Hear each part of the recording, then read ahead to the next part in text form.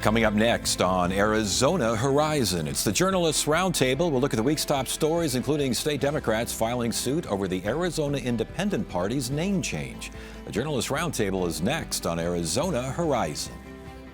Arizona Horizon is made possible by contributions from the Friends of Arizona PBS, members of your public television station.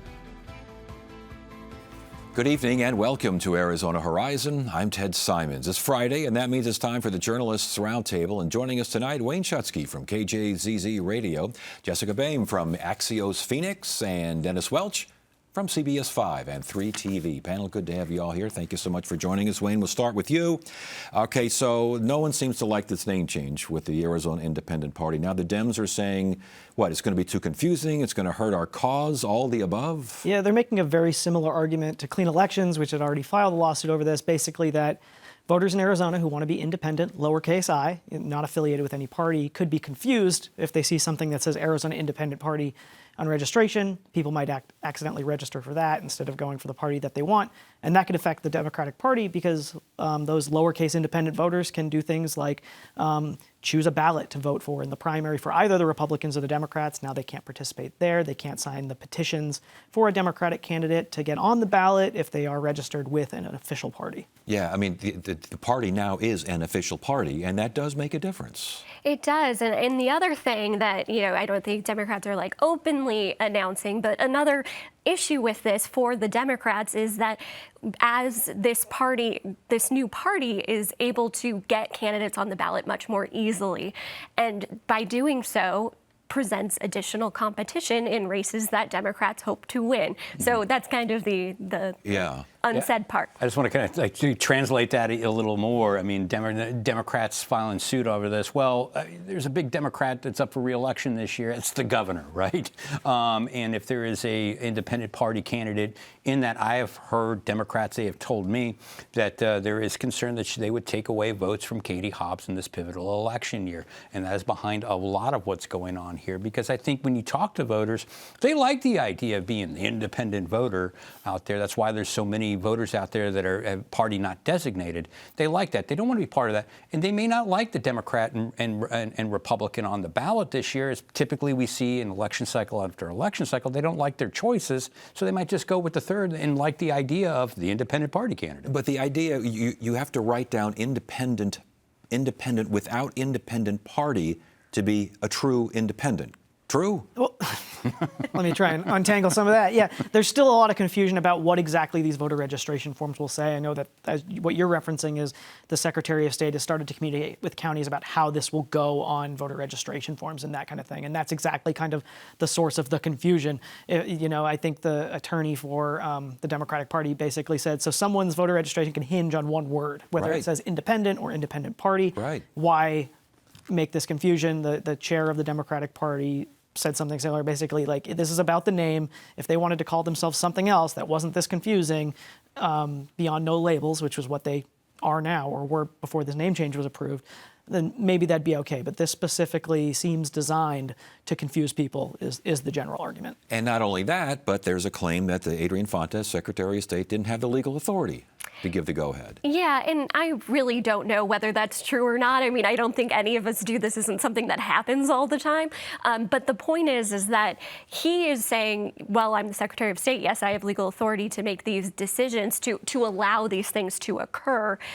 He's saying that he's working, again, with the counties to be able to somehow find a way to communicate this to folks so that they understand whether they're independent or they are a member of the independent party. And we should mention Clean Elections also argued that Secretary Fontes doesn't have the authority, the legal authority, to make this kind of a change. And you know what? Again, I'm going to agree with Jessica there. I'm not sure whether he does or he doesn't, but if you talk to Adrian Fontes, he'll tell you, sure he does. Sure I do. I have all the authority in the world to do what I did.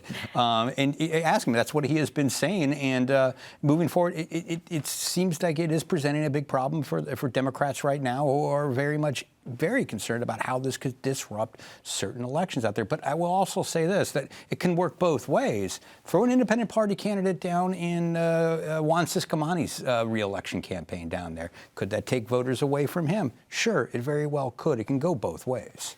I'll say when Paul Johnson, the chair of this independent party, first started floating this idea of changing the name over the summer, I asked Secretary Fontes' office, like, can they do this? And they basically told me, we don't know, that we have to talk to our attorneys. And what happened is there's nowhere in state law that says yes or no. So at that point, it's up to the interpretation of the presiding official, Adrian Fontes, and then up to a judge to determine whether he's correct. He says it doesn't say anything, which means let's go for it. Clean Elections says it doesn't say anything, which means you shouldn't do it. Right. And now a judge, and likely all the way up to the Arizona Supreme Court, might have to decide what that means. A couple of lawsuits will help figure that out. All right, let's move on here. Seems like only yesteryear that fluoride was considered a communist plot for our precious bodily fluids, I believe, in Dr. Strangelove. It's back. Fluoride is back. What's going on? Fluoride is back. I feel like fluoride's never gone away. I feel like every 5 years somebody is angry about fluoride, and now we have Senator Janae Shamp who is angry about fluoride, and she is running a bill that would make it so that cities, most of which in Arizona do this right now, cannot add fluoride to drinking water, something that is a common practice, public health practice meant to prevent tooth decay. And so this would take away cities' ability to do so. Yeah, it's just amazing. I mean, I've been reading fluoride stories for a long time. I think one of my favorite stories ever written about fluoride is when Mesa finally added fluoride to their drinking water. And if I remember, the lead on that story was Mesa finally joined the 20th century with just a few weeks to spare, because it was toward the end of 1999 that they were doing this. But, you know, some people claim it is linked to certain types of diseases and things like that as part of the MAHA, the Make America Healthy. I mean, you see some of that, but I also want to point out that you see this is kind of copycat legislation, because we've seen other states propose similar pieces of legislation based on that MAHA agenda and other concerns, you know, over links, whether they're true or not. And I don't think they're true. It's that fluoride is connected to autism or anything like that. But you're seeing other things proposed like this that are similar. Yeah, and not to go the other way, there are links with fluoride in high amounts that cause health risks.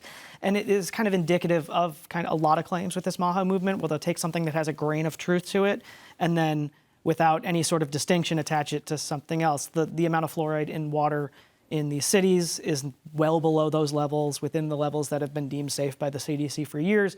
But again, so they take something that does have a kernel of truth. There are studies that show that, you know, overexposure to fluoride can have bad effects for your health. But again, this is Not that. connecting two dots that don't need to be connected unless we start really pumping that fluoride in. But aside from the health issues here, I believe the lawsuit, or at least the proposed bill, I should say, I'm so lawsuit oriented. The proposed bill would say the problem here is that it's medication, it's forced medication without informed consent, A, and B, there's no way to opt out if your public drinking water is full of fluoride and you don't want it. Yeah, and that's been an argument for whenever this has come up, that this is kind of like a nanny state situation, that if people want to, you know, have fluoride in their life, they can buy toothpaste with fluoride in it, that they don't need to be medicated, I believe is the term they use, without their consent or without their informed knowledge, that there's not really a way to say, I would like the unfluoridated kind of water, please. And so, yes, that is the argument, that this is somehow like taking away our rights to decide whether we want fluoride or not. Yeah, and this is also a reminder to everybody watching, this is also a type of year we're pre-filing a lot of legislation. There's going to be a lot of headline-grabbing pieces of legislation. Remember, on pieces like this, the question is going to be whether Governor Katie Hobbs is going to sign this piece of legislation, or whether or not she's going to add to her record number of vetoes that she's already circled everybody else who's ever held that job. Well, that goes to my next question. How far does this go? I think Governor Hobbs pretty obviously would veto something like this. But how far does it go, especially in an election year when people kind of want to get out relatively early and get, you know, not too much foolishness going on? How far does this go? I used to think that was true, Ted, but the last election year we had, they decided to play it all the way, the string all the way to the end. So I don't know that, you know, with fundraising the way it is now with a lot of outside groups, I don't know how much motivation there is to get out as early. So, and, you know, Janae Shamp, she was a member of Senate leadership. was kicked out after a tiff with the president. So a lot of how far it goes will more depend on the internal politics of the legislature than whether people think it's a good policy. Unfortunately, that's how legislation works sometimes. I wouldn't be surprised if it gets a number of hearings, and maybe it gets out of the Senate and goes over to the House. And maybe it gets a hearing there, or they just put it in a drawer somewhere and it goes nowhere. But I don't see this governor signing a fluoride bill like this. Maybe leadership throws a bone here? Maybe? Well, and also you got to remember that last time this legislature ran some MAHA legislation, RFK himself showed up to support it. So if you start getting some outside influence like that, that could incentivize some leadership down there who are running for re-election or running for new offices to maybe want to have a nice photo op with the administration. Well, there you go. We have our priorities. All right, e-scooters. I think all of us have been close to being decapitated by an e-scooter somewhere on a sidewalk near you. There's a bill now addressing this issue. There is. There's a bill for everything. As Dennis said, the pre-filing is happening. But yes, so I feel like you can't have a reasonable opinion about e-scooters. You either love them or you hate them. But there's a lot of people who don't like them, and Senator Kavanaugh is looking to cap their speeds. That is the route he's taking. And so I believe it would cap you down to 15 miles per hour, and then even lower than that, something like 5 miles per hour if you're passing someone. Yeah, and this is e-bikes, it's scooters, and it's bicycles as well, true? And it's annoying, Ted, because I live in a neighborhood with some bike lanes, and like some of those scooters are going faster than the actual cars. Yeah. Now, I spoke with John Kavanaugh earlier in the week, and I suspected it was like, that he just saw this and was annoyed by it and filed a bill, because if you don't know John Kavanaugh, I think his political philosophy down there is the politics of personal annoyance. If something happens and he's annoyed, there's going to be legislation on this. But actually, he told me it's a constituent bill, and I do think, given everybody's experiences here, those e-bikes can be dangerous. And if you're walking, or using the bike lane, some of those bikes, like you said, could run into you, could hit you and cause some real problems.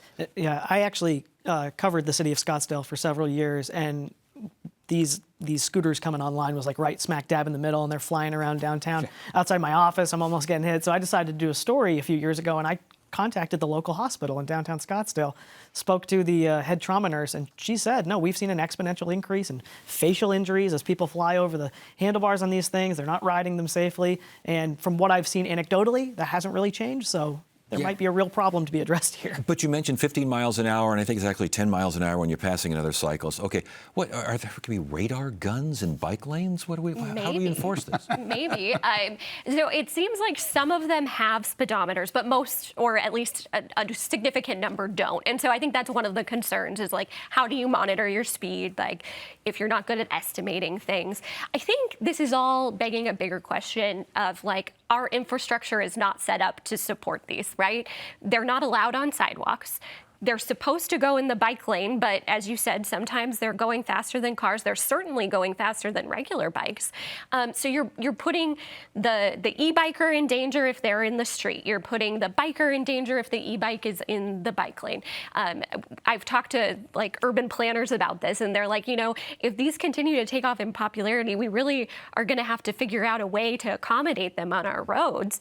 I know you see in Sun City and other places golf cart lanes. Yes. Like, would we have an e-scooter lane in Old Town Scottsdale, perhaps? Yeah, and you hinted at another issue here, and it's like you can file all this legislation, and maybe you feel good at the end of the day as the Joe or Jane lawmaker. You go home like, we really did something about that. It's one thing to pass a bill; it's another thing to enforce that bill. Yeah. How are you going to enforce this? Are cops going to be out there with little radar guns? I mean, it's going to be interesting to see that because these bike lanes are everywhere. These e-bikes are everywhere. We know in Phoenix and other police departments are struggling with hiring new police officers. I mean, they're overburdened as it is right now. And now you're going to try to throw this onto the plate. I mean, that's the big question. And like you said, yeah, our legislators like to toss laws onto our cities and towns, and then it's kind of like up to them to try and figure out how to do it. Right. And that's where this will happen. My guess is it's more of like a shot over the bow. So, you get a little publicity on it. People know, and they don't want to get a ticket, and they hope that they influence behavior that way. But how to actually enforce it on a day-to-day basis would be difficult. Shot over the bow that goes how far in the legislature? And here's another one. If it winds up on the governor's desk, what does she do with something like this? My guess is, based on what I've seen from her in the past, that it's something she could sign. She's signed things before that maybe gave her heartburn, that were kind of pitched as public safety or making it safer for families. Anything that wouldn't look good in a campaign ad against you, Governor Katie Hobbs, a zooming scooter going by, I don't think she wants that. So if it made it to her desk, my guess is she would. Yeah, how powerful does the e-bike lobby become this year? That's going to be a big question. I think we're going to find out. Yeah. But as you started this conversation, who hasn't been almost decapitated by one? I think this is something people probably get behind, even if they know that they probably don't enforce it. It doesn't really accomplish a lot. It would be interesting to see a vote on this one, just out of curiosity. It might be more interesting if they approached it from like a manufacturer point of view. Like you can only sell bikes that go. Get a governor on them so you can't get anything past 15. And then you get the souped up e-bikes, and then we have like e-bike drag races, and James Dean is, causing trouble at his high school. We move on. Who is Representative Stacey Travers, and why does she think that lawmakers are underpaid? Oh, Stacey Travers is a really interesting lawmaker, really interesting person. I got to talk with her this week, and she has filed legislation to take to the vote to the ballot next year. She wants to give lawmakers a pay raise from $26,000 a year to $36,000 a year, but there would be a trade-off that in exchange for getting more money. They would be a tighter, stricter term limits on state lawmakers, the kind that you can't wriggle around right now. As we've talked about John Kavanaugh. He's kind of the king of working his way around the term limits there, because he's been down at the legislature for about 20 years. Because he serves so many years in the House, moves over to the Senate, and goes back and forth. This would be a lifetime ban. Basically, you could serve 4 terms in the House, 4 terms in the Senate, 8 years in each chamber for 16 years, and you'd be kind of like limited for life. Then after that, you couldn't serve in the legislature. And we mentioned Kavanaugh. I think he has an idea to raise it all the way up to $48,000 a year and kind of keep it to cost, keep it at inflation levels, since the last pay raise was when was the last pay raise? 98. Was it 90? It's almost late 30 years 90s, ago. something like that? It's almost 30 years. Yeah, he would peg it to inflation so that they wouldn't have to keep coming back and asking for more after you raise it up to a certain level. And unsurprisingly, his would not include a term limit connection. I think one of the reasons Representative Travers is including that is because, as you mentioned, voters are really hesitant to approve salaries for lawmakers. We all have family members who aren't intimately involved in politics, and their view of lawmakers, whether they're local, state, or federal, is usually not pretty good. So when they're coming and asking for pay raises, whether they're justified or not, they're not really, don't really want to say yes. But John Kavanaugh would tell you, too, like, voters have a chance every 2 years to term limit them, to vote them out of office if they don't like, and he doesn't like the idea of telling voters that they can't vote for somebody that they like. That has always been the argument against any kind of term limit, and yet, when we're talking about pay raises, $24,000. Again, this was supposed to be a part-time legislature, a citizen legislature. You go in, you get your work done. As Wayne so eloquently pointed out, they're there all the time now. They are, yeah, and $24,000 a year, we all know there's nowhere in Arizona in which that is a livable wage. It's also really hard to find an employer who's like cool with you taking off half the year because you got to be down at the legislature. It severely limits the amount of people who are able to run, much less willing to run for office. And so the running joke is always like, you get what you pay for, right? And so what that means is that you're often having people who are retired or who are independently wealthy that are able to, take this kind of a massive pay cut. Yeah, I mean, I think, even raising the salary to $36,000 a year, I mean, who can survive on that? I mean, you've seen home prices and rental prices recently. I think it's a big issue there about the pay that can limit the pool of candidates to go down there. You brought up the idea it's supposed to be a citizen legislature. It is not a citizen legislature anymore. They are down there all the time. So I think, you might want to consider, like, I don't think this will happen, making it a full-time legislature, up the pay, and you can broaden that pool and get more perspectives from people in daily life than what you're getting right now. Yeah, I mean, I think the lawmakers would argue it's a full-time legislature already, in addition to being there for 6 months of the year. The other 6 months, it's not like they're sitting on their hands by and large. There's constituent work and working on these bills that they're pre-filing now, all that kind of thing. And additionally, in addition to what Jessica said, you're getting older folks, retired folks, independently wealthy folks. You're also getting folks who are employed by politically or quasi-political organizations that are happy to have an employee down at the legislature. Now, there are some limits. You can't actively lobby, but there are a lot of interest groups and political organizations that have marketing people or spokespeople who work at the legislature, and that can be a problem. And another issue that was brought up to me, and I'm not saying that this is happening, but if you have people making so little money, it makes them a lot more puts them more at risk to corruption, to be, being influenced a lot by lawmakers. I mean, $24,000. I mean, how, you buy someone an expensive dinner at a steakhouse somewhere. I mean, how much influence that might buy you a little bit more influence than if you're making a little bit more money. That's what has been told to me by other people. I'm not saying that that's happening, however, but that is a concern. Is there any concern, is anyone concerned about what kind of turnout this might bring to the ballots? The ballots can be full of all sorts of things here, but is there any concern about this maybe bringing, I don't know, someone who's against me, someone who's for me? Is that even a factor in something like this? I don't really think so, but I think it just goes back to the crux of this, which is that voters just have generally, they don't even get to the point where they only make $24,000. They go, you want a raise? I don't like politicians. Like, why would you get a raise?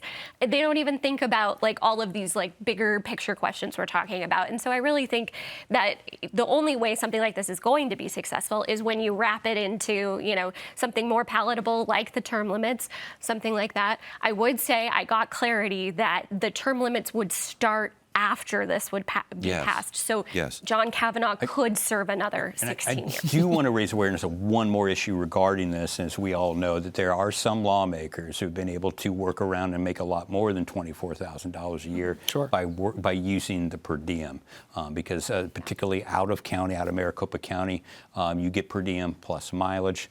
Some lawmakers have found a way to make even double their salary down there by using that. So. Which will be used in an argument if it gets to the ballot against this particular idea. Wayne, the Board of Education has a decision regarding the revised teaching standards and no DEI, just like President Trump wants.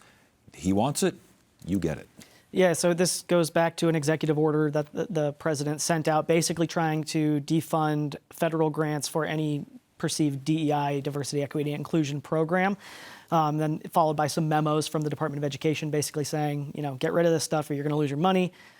Superintendent Tom Horn interpreted that as we could lose like all of the federal money, which is $860+ million. And so he's been pushing the board to remove that language.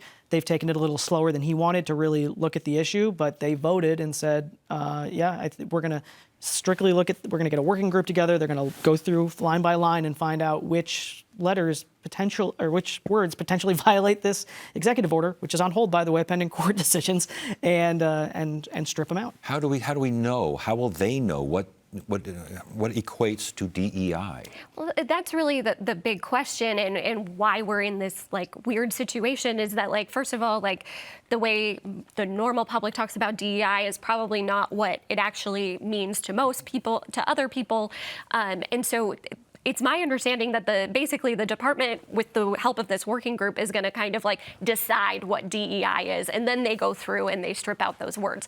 That kind of like creates a situation where it's very unclear what the long-term impact is. Well, I think it's interesting too if DEI is such a problem that they need a committee to study this, to go find the problem. I found that pretty interesting. I interviewed Tom Horn about this issue. He wasn't able to come up with specifics about what was in the teaching manual about that was DEI. He wasn't able to come up with specifics. And then I asked him, I said, well, how do you think this affects the classroom, or would affect the classroom? And he says, probably not much.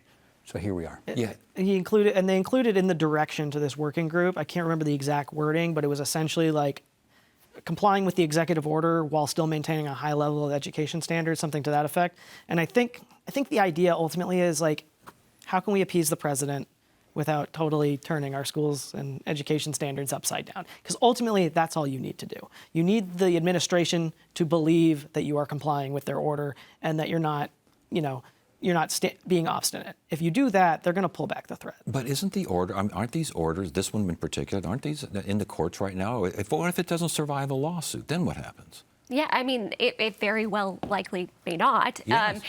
But it doesn't matter at this point. Like and I think to Wayne's point, it doesn't actually matter what the order is. It's about the president believing that you have gotten rid of DEI, whatever that should mean. If that means taking a few words out of the standards, and we keep the rest of our curriculum the same and everyone stops talking about it, I think everyone in the Department of Education, the Board of Education would be thrilled.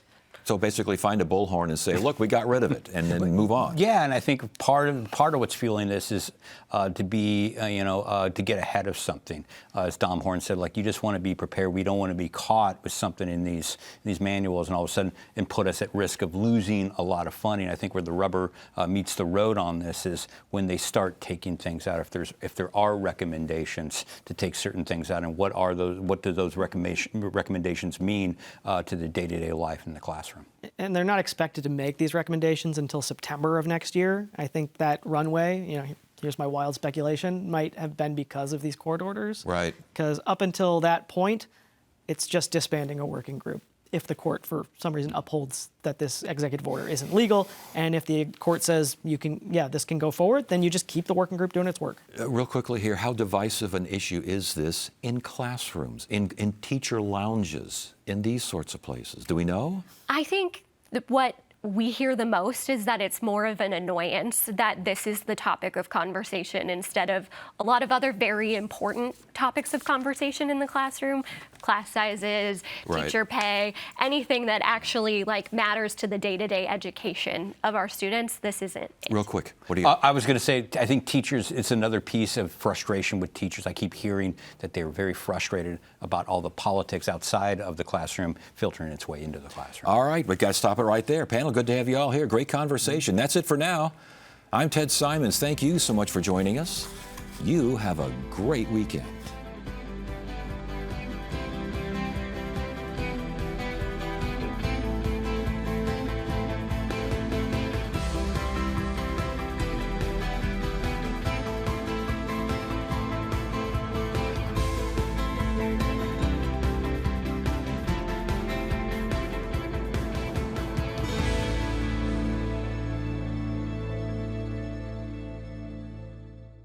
When you want to be more adventurous, Arizona PBS delivers the wonders of the world, thanks to financial support from you and Mirabella at ASU is the first of its kind intergenerational retirement community.